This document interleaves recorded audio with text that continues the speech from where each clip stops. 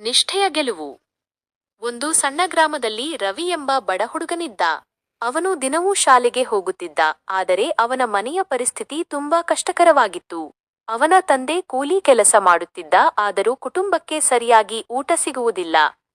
ಒಂದು ದಿನ ರವಿ ಶಾಲೆಗೆ ಹೋಗುವಾಗ ರಸ್ತೆ ಬದಿಯಲ್ಲಿ ಒಂದು ಪರ್ಸ್ ಸಿಕ್ಕಿತು. ಅದರಲ್ಲಿ ತುಂಬಾ ಹಣ ಮತ್ತು ಒಂದು ಗುರುತಿನ ಕಾರ್ಡ್ ಇತ್ತು. ರವಿಗೆ ಒಂದು ಕ್ಷಣ ಈ ಹಣದಿಂದ ನಮ್ಮ ಮನೆಗೆ ಸಹಾಯ ಮಾಡಬಹುದು ಎಂಬ ಯೋಚನೆ ಬಂತು. ಆದರೆ ತಕ್ಷಣವೇ ಅವನಿಗೆ ಶಿಕ್ಷಕರು ಹೇಳಿದ ಮಾತು ನೆನಪಾಯಿತು. ನಿಷ್ಠೆ ಇದ್ದರೆ ಜೀವನದಲ್ಲಿ ಗೆಲುವು ಖಚಿತ.